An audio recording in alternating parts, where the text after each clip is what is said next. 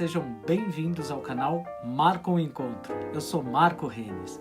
Muito bem, antes de apresentar o meu convidado, como sempre, eu quero pedir para você se inscrever no canal. É muito simples, é só clicar no botão aqui embaixo que aparece inscrever-se e pronto, você já está inscrito no canal. E aí, se você clicar no sininho, você também vai ser avisado toda vez que tiver um vídeo novo aqui no canal. Legal, né? Então vamos lá, se inscreve e também deixa o seu like, que é esse dedãozinho para cima aqui, tá bom? Isso é muito importante, ajuda o canal a crescer. Seus comentários também são importantes. Eu adoro saber se vocês gostaram, se vocês estão gostando das pessoas que a gente está trazendo aqui para entrevistar. Então, comente também. E outra coisa, compartilhe, mostre para os seus amigos. Veja, olha, gente, eu vi uma entrevista legal, com conteúdo bacana. Compartilhe e me ajude a fazer esse canal a crescer, tá bom? Então, olha, muito obrigado e agora vamos para o nosso convidado da semana. Ele nasceu em São Paulo e formou-se ator pelo famoso Teatro Escola Célia Helena. Formou-se também em Publicidade e Propaganda pela ESPM, Escola Superior de Propaganda e Marketing. Desenvolveu um trabalho de conexão entre marcas e personalidades, chegando até a trabalhar com Madonna e Paul McCartney, entre outras celebridades mundiais, entre os anos de 2008 e 2012. Também desenvolveu campanhas publicitárias, gente, para a Tina Onassis, imagina só. Também para o Prêmio Extra de TV e muitos outros trabalhos de muita expressão nacional. Enfim, um ator e produtor que conecta artistas e personalidades às marcas, criando uma ponte entre o mundo artístico e empresarial. Hoje, marca um encontro com Carlinhos Vieira. Olá, Carlinhos! E aí, Marco?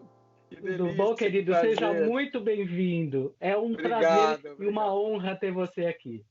Prazer é meu. Eu adorei saber que você está galgando esse espaço todo, se reinventando aí nesse período que todo mundo também descobriu novos talentos, né? Novas aptidões.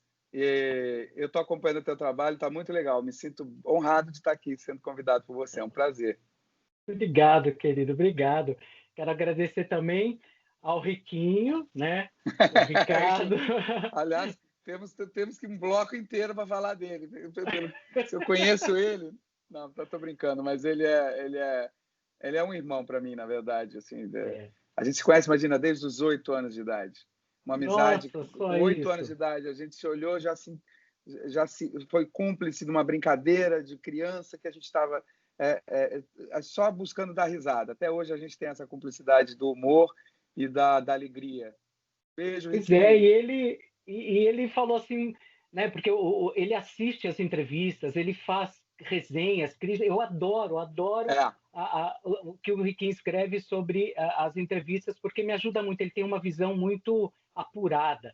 E foi ele que falou para mim, ele falou, Marco, mas por que você não entrevista o Carlinhos, né?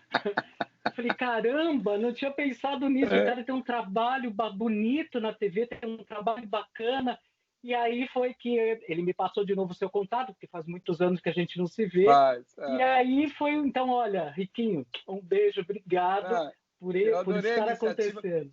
Porque ele nem me perguntou antes nem nada. Aí ele mandou coisa, né? Mas será que ele vai querer? Aí ele, tá brincando? Ele vai querer na hora, não sei o que. Tá. Porque a gente é muito cúmplice, né? Então, assim, eu falei, Riquinho, obrigado pela atenção, pela indicação. Mas acho que ele viu aí o prazer e ele é muito sincero, né? Ele ele tem um modo de ver a vida muito bacana, assim, sabe? Sempre foi assim. Ele sempre era o mais centrado, mais maduro. Eu era o que pirava mais a cabeça dele lá desde criança. Mas obrigado, Riquinho. Estamos aqui. Foi muito legal.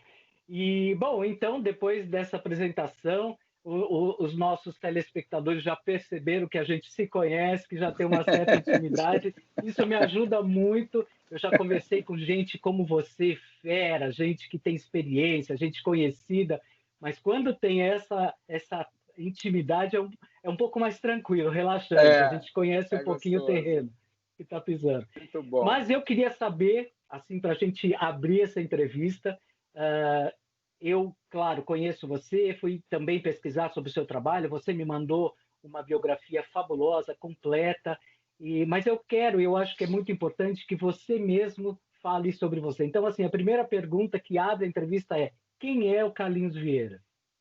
Olha, Carlinhos Vieira, por Carlinhos Vieira, deixa eu... Isso, Bom, eu acho tipo assim, Gabi. Não, Carlos Vieira, vai começar por aí, né? Carlinhos Vieira, porque quando a gente brinca, né? Fala Carlos Vieira ou Carlinhos Vieira, ou Magu, como era, né?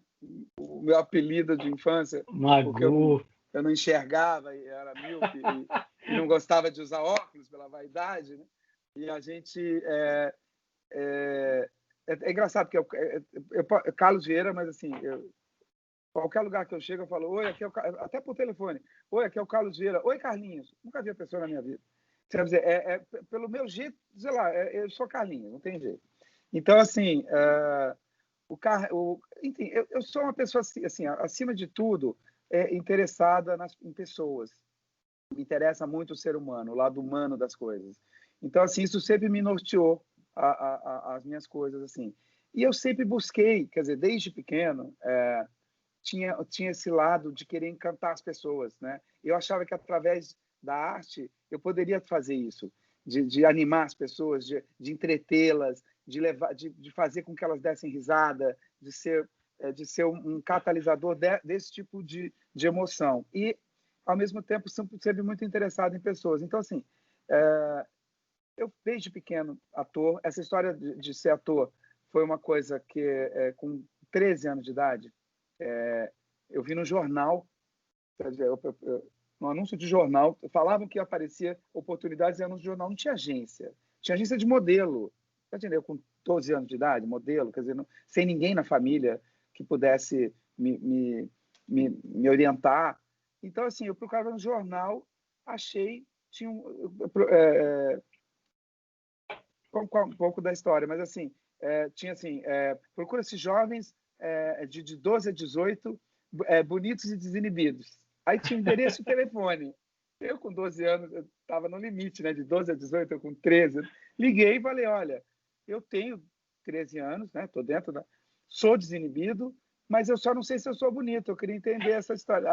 Aí a menina, você é linda, imagina, caiu na risada, falou, vem para cá, não sei o quê. Acho que isso me define bem, essa vontade de querer. É o que eu brinco, eu falo assim, eu não sei se eu tenho talento, de novo, né? A história do bonito, mas assim, eu não sei se eu tenho talento, porque o talento, essa coisa do talento é meio subjetivo, tem gente que vai gostar, tem gente que não vai, mas uma coisa eu tenho certeza que eu tenho, é a vocação, é a vontade de fazer essas coisas, de poder estar exercitando esse lado artístico e me colocando à disposição desse momento de entreter alguém, assim.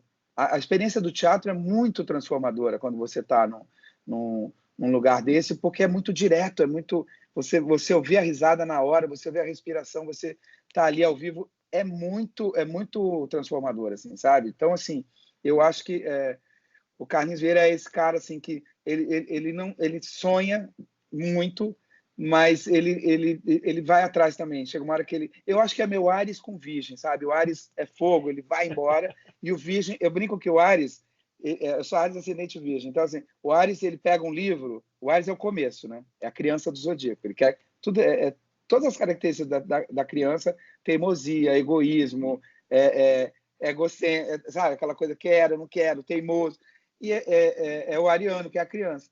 Ao mesmo tempo, então assim, ele começa as coisas, né? Então eu brinco que o Ares tira o livro da estante, começa a ler um capítulo, aí deixa, aí tira o outro, aí lê outro capítulo, ele gosta do começo. Aí o meu Virgem vai atrás, acaba de ler o livro, fecha e bota na estante onde estava, sabe? Então eu administro, os dois me administram, né? Num equilíbrio legal, assim. Que bacana, é muito incrível você falar isso, porque eu sou leão com ascendente em virgem também, e eu vejo Fogo. muita essa Não tem uma característica de coisa, você... acende e depois vai apagar, acende e depois apaga. Não pode ficar apagado nem aceso o tempo inteiro, né? Você tem que terminar o ciclo, né? É Tem incrível. que ter Eu não, sou a um mesma enlouquece o coisa. outro, né? De uma forma positiva, mas eu agradeço os dois, que eu vejo claramente um e outro atuando, assim, sabe? Quando eles estão. E acho que isso gera um equilíbrio e vai me é uma luta constante e aquela coisa de você ir, não é mais rápido, é mais longe, sabe? É aquela coisa de... Tem um ditado que fala isso, né? Se você quer chegar rápido, vai sozinho, mas se você quiser chegar mais longe, vai com alguém. Então, assim, claro que você sozinho é mais independente, você vai, não sei o que, mas quando você está com as pessoas ajudando e trocando, né? Essa coisa da troca eu acho muito importante, assim. E a gente trocar, a gente saber que às vezes você faz uma coisa e fazer pelo prazer de estar fazendo, né? E não é esperar nada em troca, mas saber que existe, que quando existe a troca é uma coisa quase que mágica, né? Você fala que é o ciclo, né? É a roda girando. E não para, porque o aprendizado, quando você passa aquilo, a tua experiência em alguém, o impacto daquilo na outra pessoa te traz uma informação diferente, porque a pessoa sente de outra forma. Você aprende com você mesmo. É uma coisa muito bacana. Sim. Tua experiência te ensina. Essa coisa de aprender, de ser um eterno aprendiz, né? Eu acho incrível, assim. Eu acho que é o que dá o frescor, é o que dá a vontade, é o que eu nunca vou esquecer, a Fernanda Montenegro, aniversário dela hoje. Ela fala... Parabéns, Fernanda. Parabéns. Se ela estiver assistindo. Quem sabe? Que pretensão, né? Nossa, mas por que não?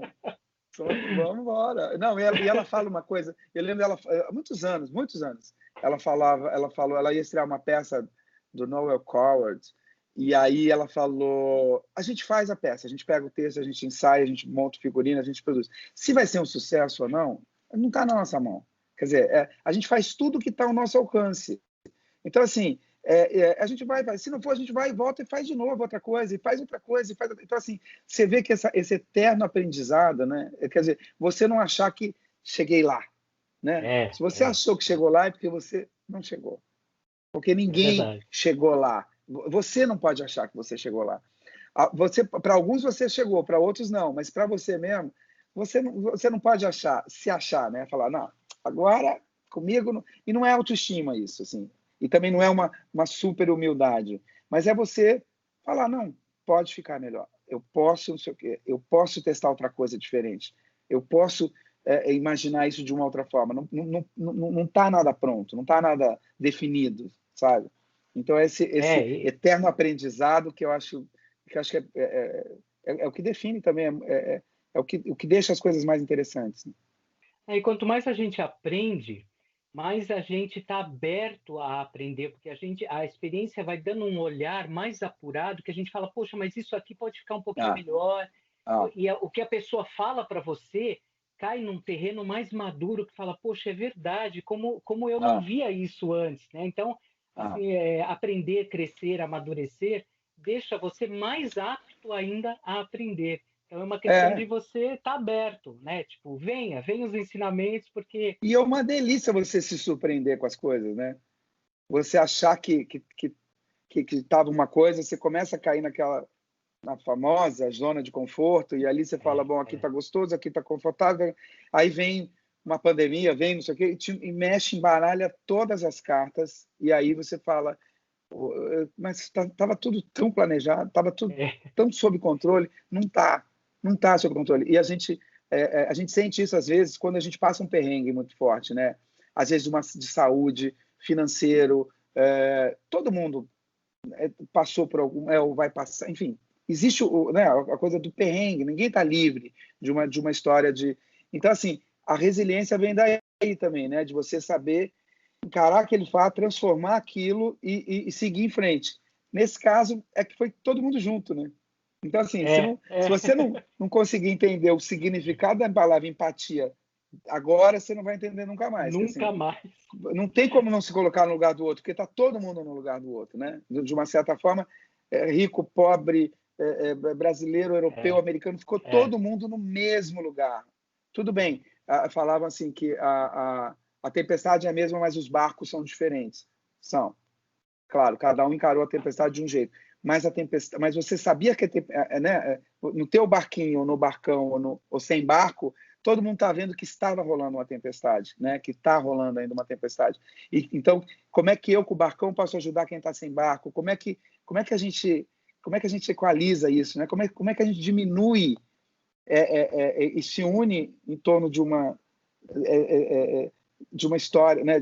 Como é que a gente cria condições para o outro para que ele possa também sobreviver de uma forma mais legal, né? Viver, não só sobreviver, né? Eu acho engraçado, eu vejo muita coisa na internet, frases de Clarice Lispector, coitada. Essa mulher nem sabe o tanto que ela escreveu na vida. A Clarice é quase um Google, né? Não, tudo é Clarice. Achei... tudo. Mas eu achei bonita a frase, é claro que não é da Clarice, mas dizia assim... Jabor também teve uma fase. Tudo era Arnaldo Jabor. O Jabor. Aí dizia assim, eu gosto quando a vida vem, me vira do avesso e me mostra que o avesso era o meu lado mais bonito. Né? Eu achei lindo isso. Não tem nada a ver com a Clarice. Mas é verdade. Não, e você saber viver do avesso e saber virar do outro lado e saber viver daquele lado, mas de olho em você querer voltar no avesso, né?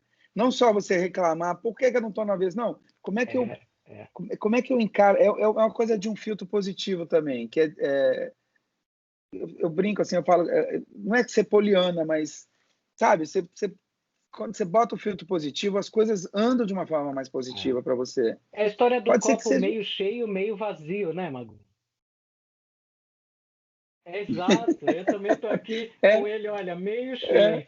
Meio cheio sempre, gente. Não, claro, a gente tem que ter esse bom humor. Lispector.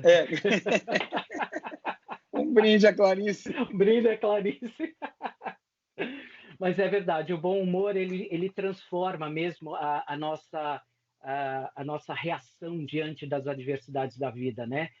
E transforma porque faz com que você perca o medo, né, Carlinhos? É difícil. Essa coisa de perder o medo é engraçado, porque ontem, até foi dia do professor, eu postei o curso do meu irmão, né, Fernando Vieira, que está fazendo um curso de clown. E assim... Fernando é fantástico, adoro o Fernando. Fantástico, né? Porque meu irmão é um dos melhores. Não, mas profissional estudou na Europa, teve aula com Philippe Goulier de clown, Comédia dell'arte na Itália, Desmond Jones de mímica em Londres. Então, assim, ele foi carregar a bagagem, sabe? Ele foi atrás, né? Morou, trabalhou de garçom na Europa, ele que tirou a cidadania italiana da família, né? Ele fez toda a história para provar que era italiano. Depois a gente só precisou provar que era irmão dele. ele que fez toda a história. E aí ele fala isso no clown, né? Porque o trabalho de clown é quase... não é terapêutico, mas assim, é uma coisa de autoconhecimento muito forte, que para o ator é muito importante. E para as pessoas, tanto que não é ator que tem muitos professores de clown, que fazem um trabalho junto a empresas mesmo, corporativo. E as pessoas, os executivos, ficam absolutamente loucos, fascinados, mexe com a cabeça, assim, não é uma autoajuda, sabe? É um autoconhecimento mesmo, de você perder a desinibição, perder o medo, né? O Philippe Goulier fala uma frase que assim, o clown te deixa, o processo né, de fazer um curso de clown, de você conhecer o teu clown, o teu próprio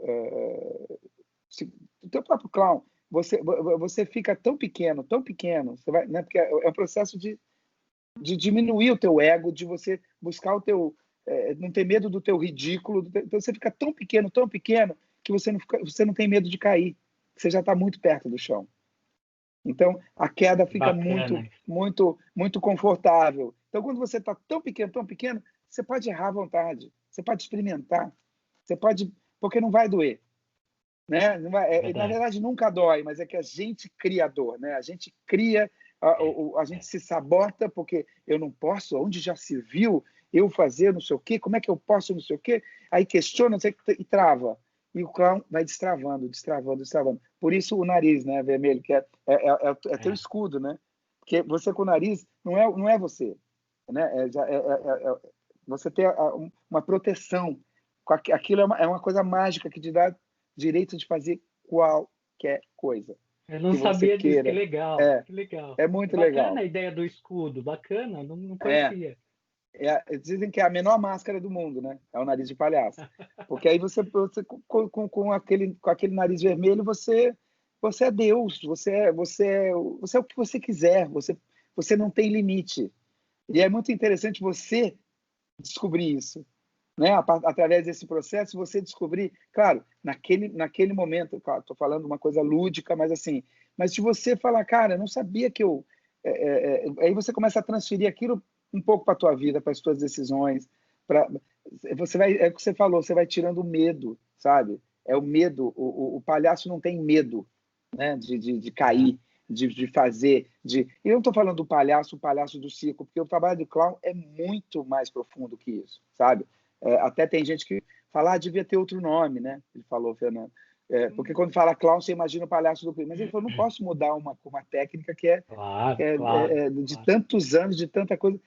Em cima disso que foi criado aí tem as vertentes, né, do palhaço, da palhaçaria, do coisa. Mas o clown, o seu clown, quando você o Caco Ciocca estava fazendo uma entrevista outro dia com o Marcos Montenegro, que é o meu agente, e eles estavam falando, aí o Marcos perguntou, o que para você fez a diferença na tua carreira? E ele falou, teatro, claro, mas ele falou, eu acho que todo ator tem que ter estudar clown, ter esse processo do clown. E aí vem de encontro a isso que a gente está falando, né? Que exatamente o que ele fala é isso, de você descobrir o teu eu, não é só a tua autoestima, mas é também eliminar o teu medo, sabe? De se jogar numa cena, de encarar uma plateia e de encarar, às vezes, um executivo, encarar uma reunião, sabe? Uma coisa de você... É um processo muito interessante. Não, você falou uma coisa que eu acho que é super verdade, que é o não ter medo do ridículo. Principalmente na sua profissão, que vocês encarnam todo tipo de personagem. E isso me lembrou muito a Grazi Massafera, quando fez aquela drogada. Quer dizer, a Grazi, que é aquela mulher linda, talentosa, maravilhosa, de repente aparecendo, ou seja, totalmente despida de vaidade, né? Para viver o personagem, para passar essa verdade para a gente, né? Você sabe que, curiosamente, você falar disso é engraçado, porque a Grazi é uma pessoa que meio que me persegue. Assim, desde o Big Brother eu fiquei louco com ela. Eu achava, na época o Wolf tinha um musical chamado Garota Glamour, que eram umas pin-ups, eram umas mulheres, aqui. Eu falei, Wolf, se essa mulher for atriz, olha o que é essa Grazi, na época do Big Brother. O Wolf falou, tem razão, não sei o quê. No final, não rolou tal. Mas aí, eu fiz uma novela. A novela depois que eu fiz a Fina Estampa foi Flor do Caribe, está reprisando também. Era uma participação, advogado de Esther, que é a Grazi. Eu era advogado dela. É mesmo? Depois eu virei... Aí foi logo depois do Fina Estampa, isso é curioso até, a produtora de elenco me ligou, a Frida, falou, Carlinhos, tem uma participação para você fazer. E Fina Estampa eu tinha saído de todas as capas, aquela coisa.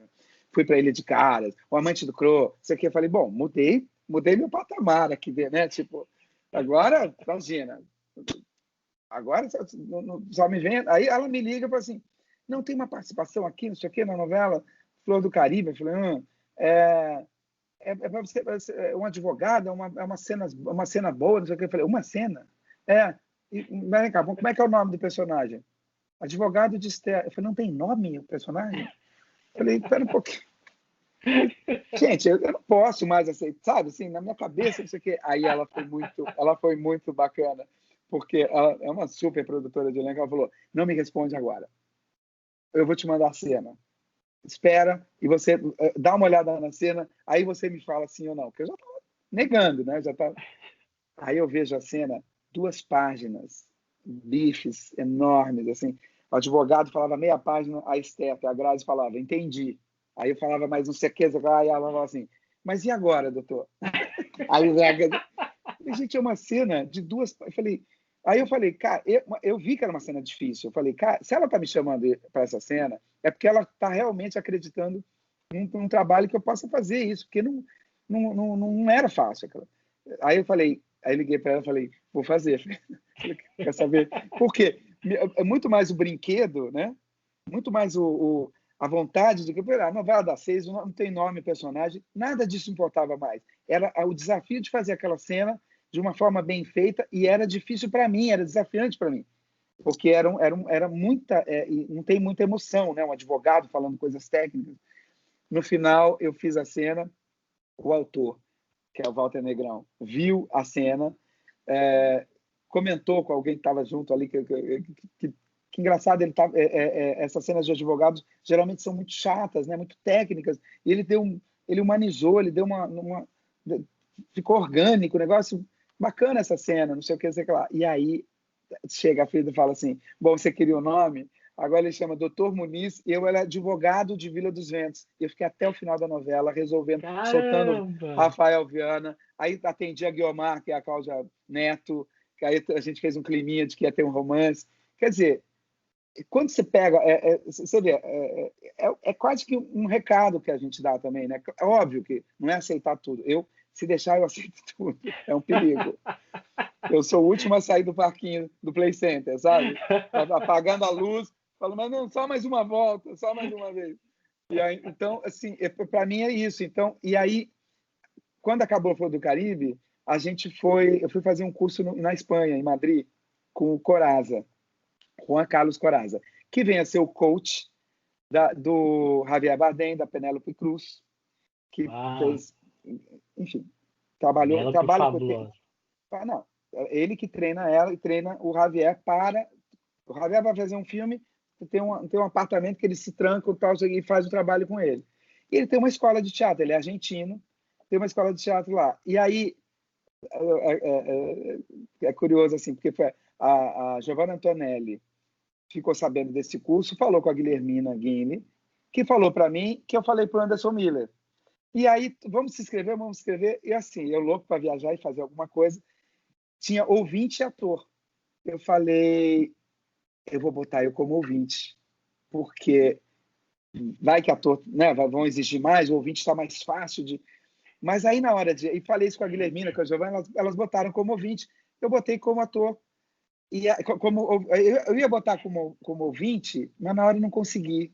Falei, gente, eu não quero ouvir, eu quero atuar, eu quero brincar, E aí botei como ator. No final, as duas passaram como ouvinte direto, o Anderson tinha passado como ator e ninguém me respondia. Eu falei, por que eu não botei como ouvinte?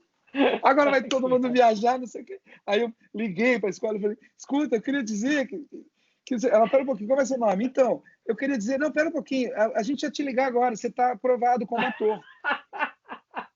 Falei, mas o que você queria dizer? Eu falei, nada, só queria saber por que demorou tanto.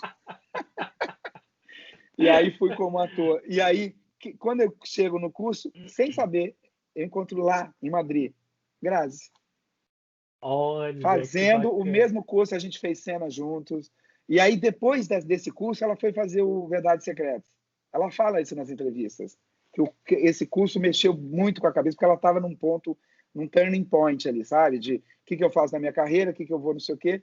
E aí ela foi para lá, e o trabalho com o Corazza é muito interessante, porque assim, ele tem uma coisa que eu adoro, que ele fala assim, que não tem um método, sabe? Eu já rejeito um pouco a ideia do que eu tenho método, eu sou o guru, você tem que fazer o que eu falo. Não, ele fala assim, eu vou trabalhar com o teu repertório, com o que você trouxer. Então, assim, eu fiz uma cena de Senhorita Júlia. Eu fiz uma... primeiro, na escolha do coisa, ele falou, tá ótima essa escolha, porque você é doce, você é suave, você é leve, e essa cena é pesada. Então, a gente vai trabalhar teu lado pesado. E aí ele falou, então tá tudo certo. E aí eu fiz a cena, tava todo mundo meio assim ainda, aí as pessoas, quero ver o que ele vai falar dessa cena. Essa cena foi ótima. Tudo bem que ele falou do outro, mas a tua... Porque teve intervalo logo depois da minha cena. Aí no intervalo o papo era isso. Aí ele veio e falou, olha, tem isso, isso, isso. Ele foi cavando mais camadas, assim. E aí eu fiz de novo, era outra coisa. E aí cavava mais um pouco, era outra coisa. Então, assim, claro que chega uma hora que você tem que entregar.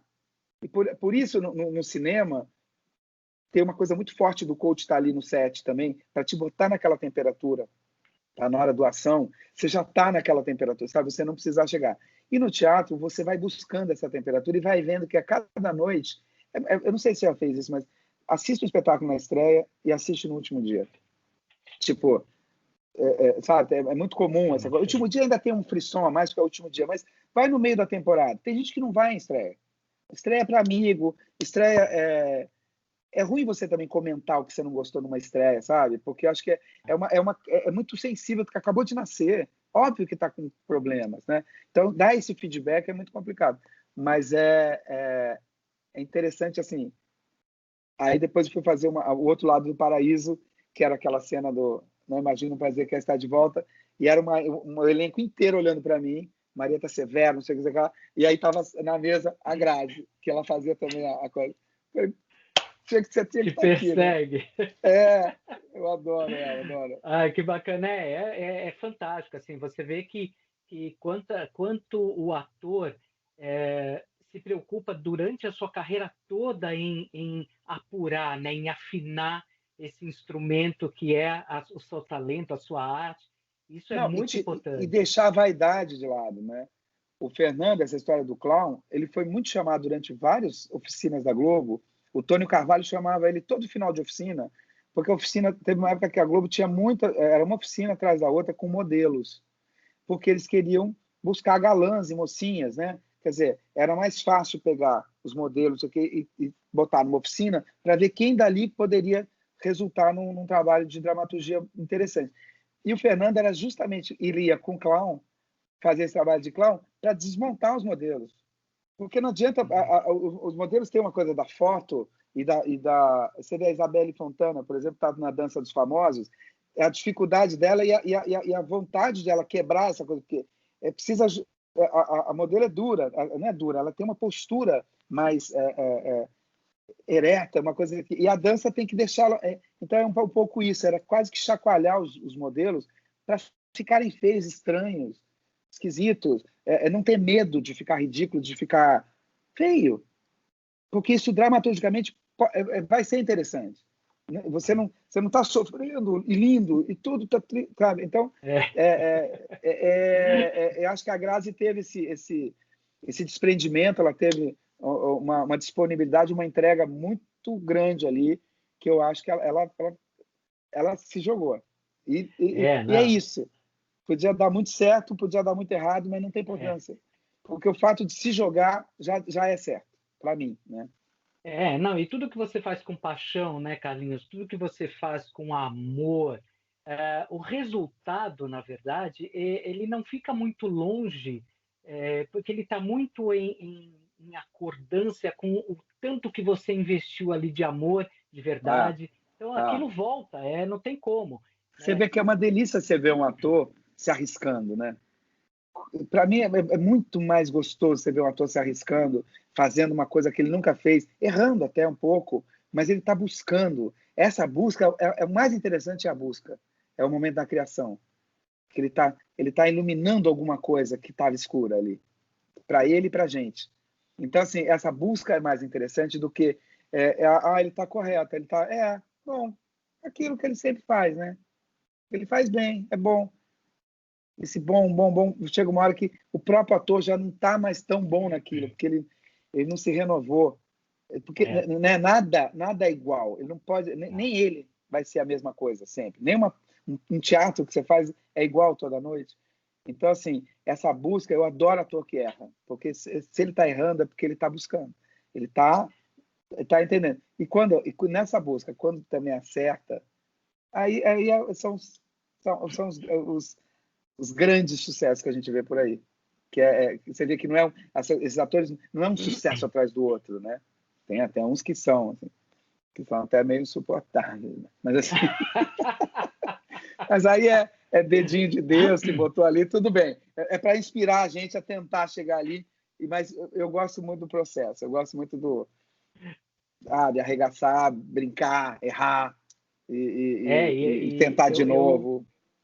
Eu entrevistei também aqui no canal o Marcelo Anthony. E ele falou um pouco disso também. O Marcelo é uma simpatia, ele mora aqui em Portugal. Ele falou um pouco isso também de você nunca está pronto. Né? Cada personagem é um desafio, é você voltar para a escola desde o começo, porque te dão ali uma personalidade que você nunca viu, né? E aquilo te desafia. A gente fez o Senhora do Destino, né?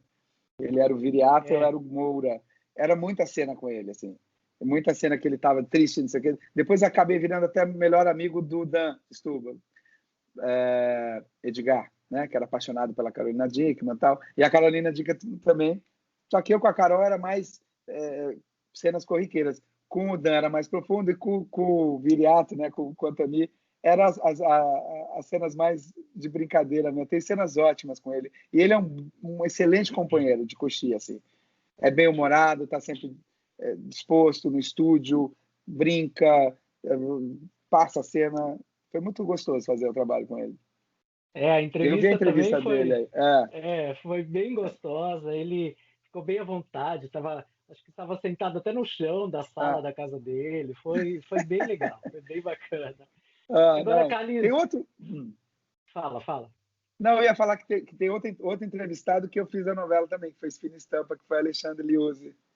O Liuzzi. E a Regina Rito, que foi sempre um luxo comigo, assim, sabe? Ela sempre foi... Desde que eu comecei a fazer Hilda Furacão, ela começou a dar as notinhas nos jornais. Carlinhos, o que você tiver, me fala. Sempre eterna gratidão com a Regina. E um beijo pro casal aí. Eles são fofos, adoro. E Alexandre Liuzzi. Portugal, tá todo mundo aí, né? Tá todo mundo. Tem uma galera cá também. Olha, você vê, não tem um Carlos Vieira, que é ator aí? Tem, exatamente. Nossa, quando começou o negócio de Google, eu fui dar um Google, a gente só aparecia esse cara. Agora a gente começou a dividir um pouco. Ele deve saber que eu existo agora, porque quando eu puxava era só ele. E o Carlinhos Vieira nem tanto, que ele não é Carlinhos, né? Então, Carlinhos Vieira é mais coisa minha. Mas Carlos Vieira, ator português, eu falei, como é que eu vou fazer novela em Portugal com Carlos Vieira? Aí eu fiquei imaginando, aquele que já pira, né? Imagina um português chamado Antônio Fagundes, chega aqui, no Brasil, quem quer que seja Antônio Fagundes? Não, querido, você vai ter que mudar teu nome. Você não pode ser Antônio Fagundes. Porque eu acho que o Carlos Vieira aí faz bastante coisa, né? Por isso que eu falei do Fagundes. É um cara bem conhecido, assim. Ele é famoso, me parece ser um cara simpático. Mas, enfim, quem sabe Carlinhos Vieira, o Carlos Eduardo, sei lá, vou ter que dar um jeito. Você falou no começo da entrevista que você é mais Carlinhos mesmo, porque todo mundo te chama, mas é por isso, você tem uma aura de menino mesmo, sabe? Assim, de ser aquele menino, sabe, hiperativo, que não para, que vai atrás. A sensação que você passa é essa, como você falou, é o último que sai do Play Center. É a sua figura. Eu acho que Carlinhos é por isso, carinhoso. Minha mãe, desde pequena, ela me chama...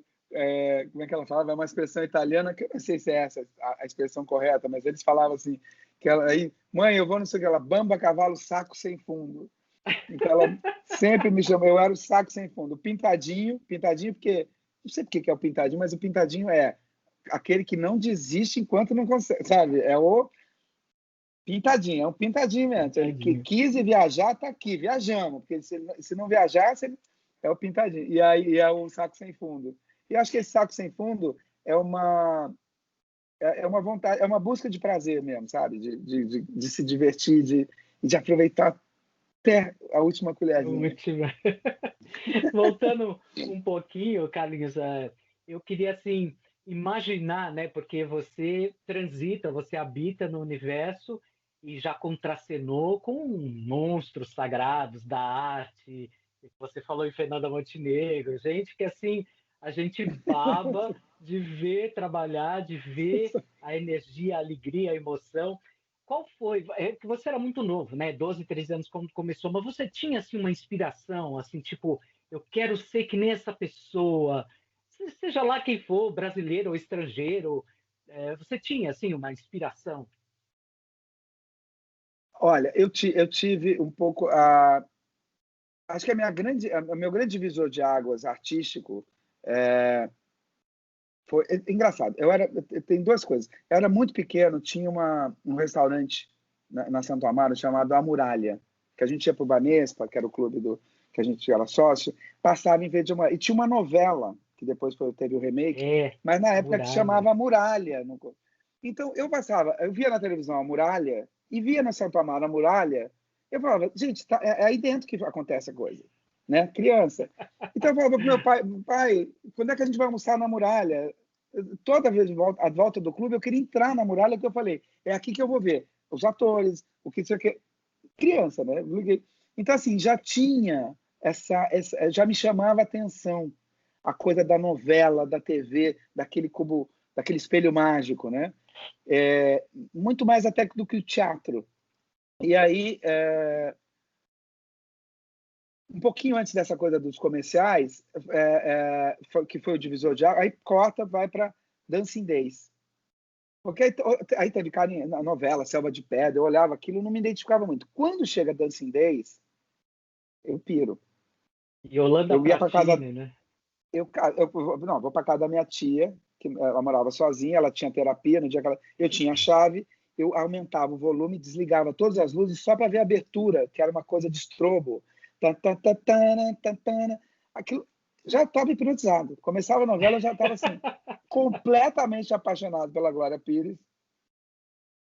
Que o Fábio Pochá tem aquela pergunta: quem foi seu crush, né? No Que História é Essa? Se um dia me perguntar, eu vou falar, completamente apaixonado pela Glória Pires. Eu queria ser, na verdade, era quase como se eu quisesse ser o Lauro Corona. Não mas por ser o Lauro Corona, mas por quê? Ele era irmão do Antônio Fagundes, namorava com a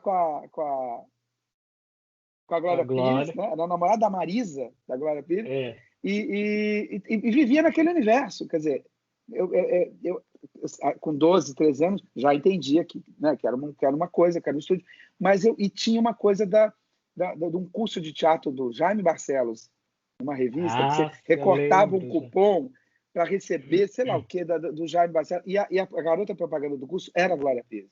Eu falava, gente, é esse o curso, é isso que eu quero fazer. Tá? E aí o curso não rolava, era tudo no Rio de Janeiro, e aí eu comecei a procurar. Falei, espera um pouquinho, aqui em São Paulo tem um negócio chamado comerciais. Então, já que não dá para fazer novela, porque a novela é no Rio, e comerciais?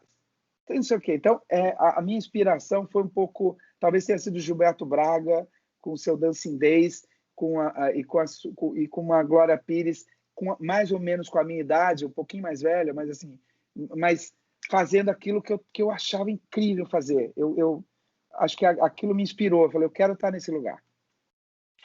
Dancing Days foi um divisor de águas para nossa... Não, mas é verdadeiro. Na verdade... Não, mas eu digo... É o que te inspirou de verdade. Foi mesmo. O Dancing Days, ele marcou a nossa geração de uma forma muito definitiva.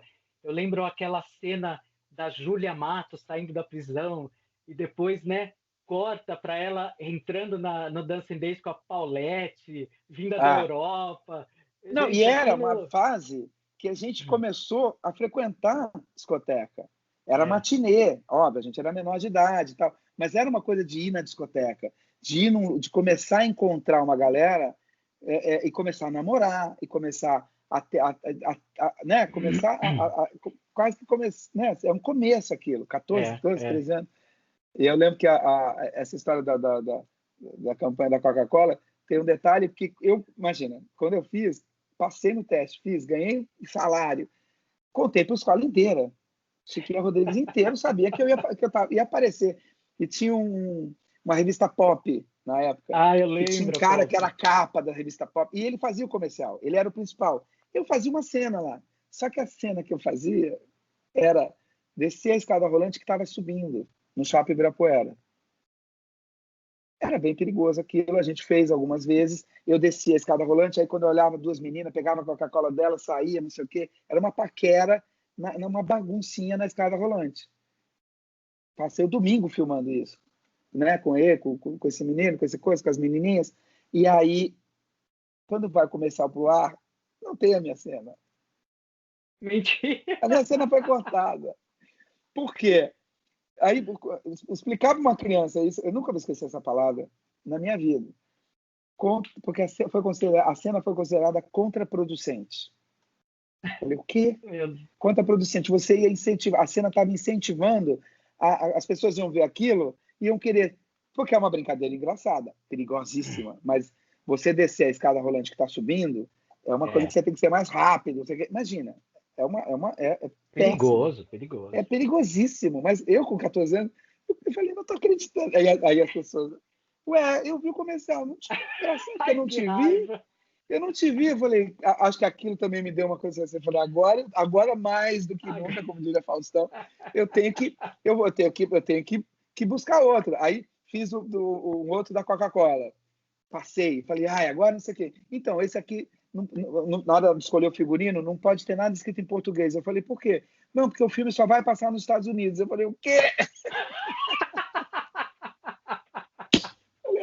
Aí eu já fiquei quieto, não falei mais nada. Aí tinha um do Biotônico Fontoura. Fui fazer um do Biotônico Fontoura. Que não sei o quê. Aí era um cabo de guerra, cena do cabo de guerra. Eu fazia assim, tipo assim, tá? Quando o cabo de guerra, assim, quando entrava isso aqui, cortava. Então, no pause do vídeo, você desse pause, você via metade. Eu falei, é a minha metade, eu juro que sou eu. Isso, começo de carreira difícil. Foi começo de carreira bem complicado. Olha... Mas ali, ó. E aquilo me desafiando. Eu falei, vou fazer. E aí, acreditando, né?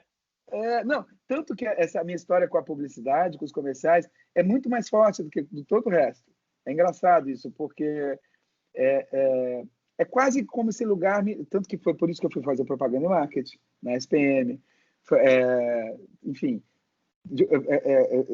tem histórias assim que eu brinquei, que eu te contei, né? Que eu fui garoto ping-pong, 3 campanhas, ping-pong Pantanal, Amazônia, Fundo do Mar, toda aquela coisa ecológica. Sempre era um filme de figurinha de álbum, e tinha os outros extras, sabor morango e uva, não sei o que, nananã. Enfim, comprei um carro, viajei para a Europa, né, com os chicletes de bola ping-pong. Garoto ping-pong. Aí depois eu fui executivo da Vivo, lançando a Vivo no Brasil, e agora o último foi o pai da família de margarina, né? Qual é a família mais perfeita? Que não era tão perfeita, essa família era mais... o pai, eu como pai não sabia quem era o Whindersson, a minha filha não sabe quem era Fábio Júnior, esse é o Fábio Júnior, oi, seu Fábio. Eu falei, como é seu Fábio? Tá maluco? Fábio Júnior. Aí pegava 2 metades da laranja, Fábio Júnior, não podia falar o nome da moça. Fábio Júnior, tá, não sei o que, eu sou o pai do Fiuk. Eu amo o Fiuk. Quer dizer, era uma coisa de uma família meio engraçada, não era família perfeita, sabe? Mas eu brinco, eu falo, fui o pai da família.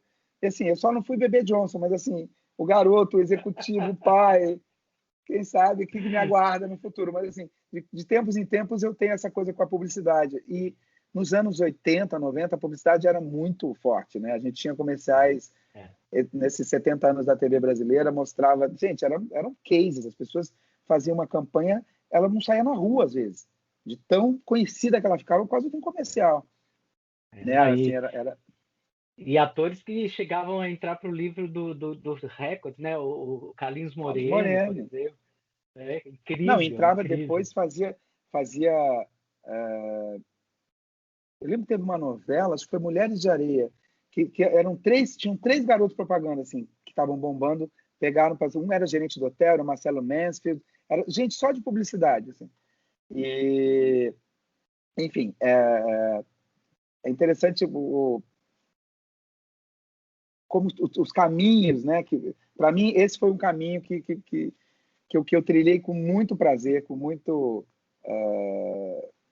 muita vocação, assim, sabe? E aí, depois que eu fui descobrir já fazendo comerciais, fui fazer propaganda e marketing por causa disso, Escola Superior. E aí, um belo dia eu fui assistir Largo 21, do Jorge Tacla, que era uma mistura, eles tinham feito uma mistura da Gaivota, do Chekhov, com o Hamlet, do Shakespeare. E aí era Elias Andreato, Valderez de Barros, Mariana Muniz e um cara tocando, esqueci o nome dele, tocando piano. Na coxia do Irmavap, do Neil Torraque tinha de quarta a domingo era Irmavap, segunda e terça na coxiazinha ali, atrás, era uma escadinha para 50 pessoas. Um puxadinho. Um puxadinho. Eu vi uma das coisas mais impressionantes, porque eram 3 elipsoidais, 3 focos de luz, eles falando aquele texto misturado, Valdeir de Barros. Eu fiquei tão louco com aquilo, que eu falei, gente, como é que faz isso? Isso também foi uma inspiração. Aí para o teatro. Aí eu descobri, comecei a seguir, não tinha redes sociais, mas eu era um seguidor da Valderez e do Elias. Tudo que eles faziam, eu ia assistir. Com o Valderez de Barros, estava eu na plateia. Com o Elias Andreato, estava eu na plateia. E aí eu descobri que o Elias dava aula no Célia Helena, na época. Falei, pronto. É lá mesmo. É lá, não. Ele dá aula aqui? Tá, não sei o quê. Aí me inscrevi. Tinha um curso até de novo, aquela coisa do passado. Tinha um curso que era o Beto Silveira para televisão. Eu falei, gente, não quero um curso de televisão. Eu tô aqui por causa do Elias André. E aí ele falou, olha, o curso já começou. Se você quiser, são 5 aulas, já está na terceira, na metade da terceira, metade do curso. Eu falei, vou pagar um curso, metade do curso. Aí estava nesse curso Mila Crício, Fábio Assunção, todos que depois foram fazer Meu Bem, Meu Mal.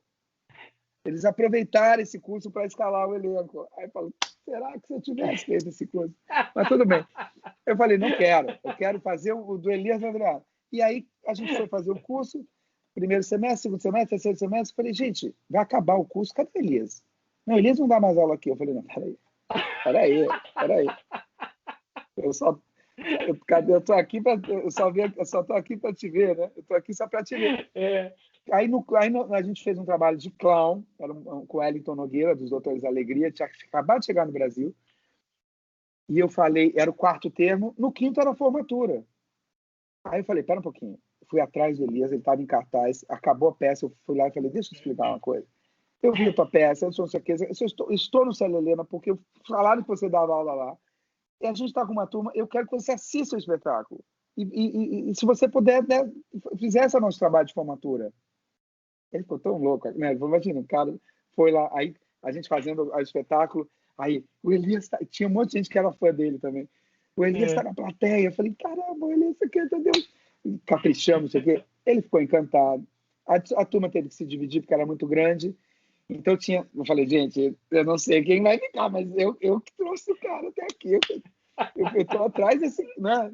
Eu que organizei tudo isso. Aí foi ficando assim, foi escolhendo as pessoas, assim, automaticamente, meio que quem estava afim, quem não estava, né? Quem estava mais perto da gente ali. E aí ele fez 2 trabalhos incríveis, que a gente, até hoje, todo mundo que participou não esquece, enfim, que ele fez um trabalho que depois foi censurado, porque tinham textos de Oscar Wilde, tinha umas coisas que, como a Célia Helena, na época, era um teatro muito para, tipo um tablado, né? Para adolescente, não sei o quê, ficou uma preocupação com os pais, não sei o quê, sabe? E aí a gente falou, tá bom, já temos esse espetáculo pronto. Ele falou, se é que para fazer uma coisa mais formal, menos, né? Vamos fazer o mais formal. E aí a gente fez um grego, que foi Efigênia. E eu fazia o rei, Agamenon. Foi incrível, incrível. Não tem, assim, acho que quem já trabalhou com Elias sabe o que eu estou falando. E quem já viu ele, um espetáculo dele, já se emocionou com ele, sabe o que eu estou falando. Outra inspiração. Inspiração. Que bacana, Os seus deuses do teatro são extremamente eficazes, né? Tudo muito suado, como você pode perceber, né? Sim, Nada muito facinho, mas senão não ia ter graça, né? Mas é uma característica tua, né, Carlinhos, de ir atrás e de conseguir aquilo que você falou do Áries com o Virgem, né? Começar e o Virgem ir lá e... A gente não se conforma muito, né? Assim, pô, como assim não? Por que, né? Como é que... Não, peraí, né? Tem que ser... Por que não, né? Não, porque ele não está... Aonde ele está? Eu acho que esse é um conceito que eu trago comigo, que eu não sei de quem é. Se eu soubesse, se alguém souber, mande e-mails para o Marco. Clarice assim, Lispector, talvez? Clarice Lispector dizia. Não sei se foi Clarice ou se foi Jabor, Arnaldo Jabor. Não, brincadeira, mas que é a diferença entre excelência e perfeição. Eu ouvi isso alguma vez, isso me define muito, que, assim, perfeição é subjetivo. O que é perfeito para mim pode não ser para você, né? Você fala assim, como é que não gostou? Tá perfeito. Não, mas eu achei meio, achei muito doce. Sei lá, uma receita. Mas tá uma delícia, tá docinho, não, tá muito doce. Então, perfeito não existe, é subjetivo. Essa busca da perfeição é muito frustrante. Você fica buscando uma perfeição, o que você busca? A unanimidade, quase, né? A coisa de Não, tá perfeito, tá aqui bom. Eu não gostei. Como não gostou? Então, o que não gostou, aquele comentário já te desmonta do que o que achou perfeito, né? A crítica é muito mais, 1 quilo de crítica é muito mais pesada do que 1 quilo de elogio. Então, assim, esquece a perfeição. Não existe. Então, a busca tem que ser pela excelência. Fazer tudo o que está ao seu alcance naquelas condições. Podia ter ligado? Ligou. Não atendeu. Ligou 2 vezes? Acabou. Você fez o que estava ao seu alcance. Acabou a bateria, então não dava para ter ligado. Acabou. Relaxa também. Sabe? Não, mas tinha bateria, tinha telefone, tinha coisa. E você não ligou? Aí você pode, entendeu? Na próxima vez você fica mais esperto. Agora, então, essa coisa, eu ligo, eu faço, eu quero. Essa vontade de querer, de falar, não vai ser por mim que a coisa não vai, sabe? Ou pelo menos você tá um pouco mais tranquilo. Óbvio, a gente também não é perfeito, né? A gente também, às vezes, não é excelente, não consegue. Mas a busca pela excelência é o que norteia. Eu acho que é o que tem que nortear as pessoas. Faça aquilo que está ao seu alcance. Você pode fazer, faz. Atitude, entendeu? Não, depois não reclama. Agora, mas não sei o quê. Depois, quando você faz o que estava ao teu alcance, já não depende mais de você. Né? É quase um send que você mandou um e-mail, já foi, acabou. Você não fica remoendo e-mail. Você faz e manda. Você faz, manda, faz, manda. Sei lá, na teoria fica lindo assim, mas eu tento botar em prática. Mas a prática funciona também, porque é aquela coisa de você... o semeador, né? Aquela imagem bonita do cara jogando sementes. Quer dizer, algumas caem no meio da pedra, não acontece nada, outras caem no terreno e aí chove, faz brotar. Quer dizer, ele fez a parte dele com alegria, com amor, vai semeando, né? O que nascer é lucro, tá bom, vamos lá, vamos viver com isso. E buscar esse bem feito, né? Buscar o prazer de fazer bem feito, a excelência. E o prazer de fazer bem feito, para você. Você fala, ai, tá bom. Fiz, olha, tá. Porque tem uma hora que você tem que entregar, aquilo que a gente fala de cena também, né? Você pode ficar fazendo, mas tem uma hora que você tem que entregar. O público vai ter que participar, o diretor vai ter que ver, né? Você vai ter que... Você entrega. Tem uma hora de entregar, tem a hora de fazer, né? É uma receita mesmo. Tem a hora de escolher os melhores ingredientes, fazer o preparo com amor, com carinho e da melhor forma possível e dar para a pessoa experimentar, saborear. Já não é mais teu, né? E assim, essa cumplicidade, diretor, autor e ator, é preciso existir, porque o cara escreve um texto com toda a intensidade da sua interpretação e do que ele acha que é aquele personagem, passa a orientação para o diretor, que passa para você. Agora, tem toda a tua carga de talento e de criatividade para dar vida àquele personagem. Né? Não é um robô que vai fazer exatamente o que o autor e o diretor... Não, é a tua participação, que às vezes surpreende como você fez, pegou um papel de um advogado, né, que não tinha nome e transformou numa personagem que foi até o fim da novela. É a tua parte. Né? Não, e é interessante isso assim, porque isso aconteceu também, eu dou sempre esse exemplo também, é uma história que já é meio recorrente, mas agora ficou mais por causa do Fina Estampa. Eu tinha feito Insensato Coração, foi uma novela antes, do Gilberto Braga. O Ricardo Linhares escrevia com o Gilberto e aí chegou o produtor de elenco, na época acho que era o André Reis, ele falou, Carlinhos, chegou um personagem aqui, é uma participação grandinha, você vai ser o gerente do Copacabana Palace, chama-se Walter, mas já mandaram já com o teu nome. Tipo, porque como eu era PR, RP, essa coisa, então meio que fala, gente, é a cara dele fazer, sabe? Uma coisa... É ele talvez o PR seja o meu melhor personagem mesmo, na vida, e aí eu fui fazer e aí, enfim, na novela seguinte, mas foi uma participação, acabou, e aí na novela seguinte era Fina Estampa. E eu fiz a Insensato bem no começo. Aí o Wolf olhou para mim e falou, tem um sous-chefe, não sei o que, você quer fazer tal? Eu falei, vamos embora. Era a novela inteira, era um personagem. Eu já tinha feito Senhora do Destino e já tinha feito Duas Caras também. E aí, até eu brincava, porque Senhora do Destino foi personagem, Duas Caras foi participação. Fina Estampa foi personagem, Império foi participação. Falei, Aguinaldo, a próxima É personagem. Mas aí não foi nada. Não vamos perder as contas. Aí o vô falou, você tá com a mesma cara do gerente do hotel. Por mais que a tua participação foi lá no começo, é a novela anterior. É exatamente a novela... né, tinha essa preocupação. Então, vamos pelo menos mudar a tua cara. E ele falou, vamos ficar loiro. Vamos fazer você loiro, assim, meio descolorido, uma coisa assim que... Eu falei, vamos, né? Vamos embora. Aí fui fazer e tal. E aqui, aí, enfim, fez. Eu falei, aí botei aquela roupinha né, aquela... esqueci o nome. Aquela roupinha de chefe. E aí eu falei, gente, tava loiro, com aquela coisa raiz meio preta. Eu falei, tá uma coisa meio Ana Maria Braga.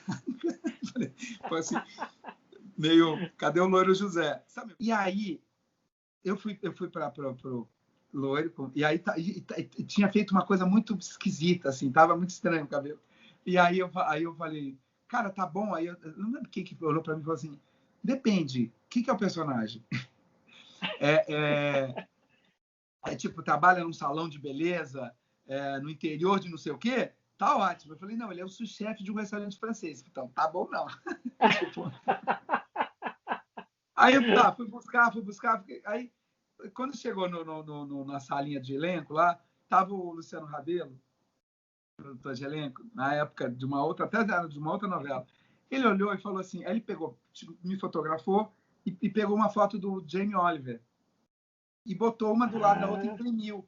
Ele falou, cara, olha isso. E parecia o Jamie Oliver, sabe? Porque se você vê, eu, naquela época, com o Jamie Oliver, o olho claro, não sei o quê, loiro. Eu falei, que engraçado, parece mesmo. E ali me deu um clique. Eu falei, gente, ele não era nada mais do que Fred, o sous-chefe do Levaumont. Ponto. Não chama nada.